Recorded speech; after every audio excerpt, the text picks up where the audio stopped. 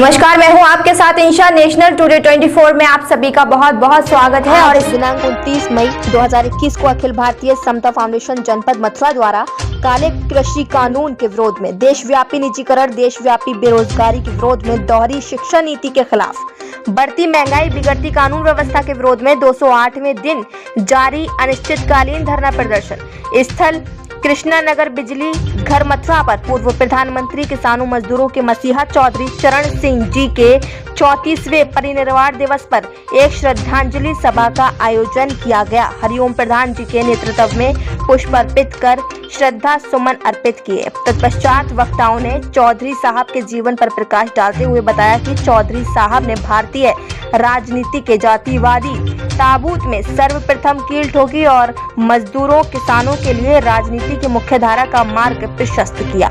मोदी सरकार किसानों को दरिद्र एवं निर्धन बनाने के लिए काले कृषि कानून को लाई है। चौधरी साहब को सच्ची श्रद्धांजलि तभी होगी जब आंदोलनकारी एकजुट होकर काले कृषि कानून के खिलाफ पूरे देश में लड़ाई लड़ेंगे। अध्यक्ष लोकेश कुमार राही ने केंद्र सरकार से चौधरी साहब को भारत रत्न से सम्मानित करने की मांग की और चेतावनी के साथ कहा, जब तक काले कृषि कानून वापस नहीं होंगे तब तक आंदोलन जारी रहेगा। मथुरा से सुरेंद्र सिंह यादव की रिपोर्ट।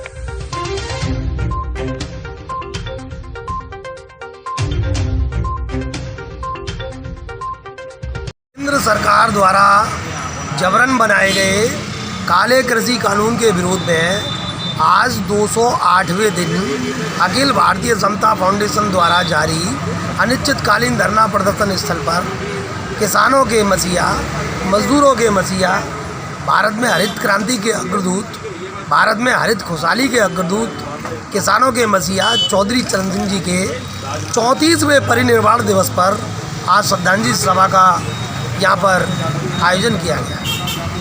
34वें परिनिर्वाण दिवस पर चौधरी साहब को हमारे पदाधिकारियों द्वारा, फाउंडेशन के पदाधिकारियों द्वारा याद किया गया है, उन्हें श्रद्धा सुमन अर्पित किए गए हैं और आज चौधरी साहब के विचारों की प्रासंगिकता बढ़ जाती है।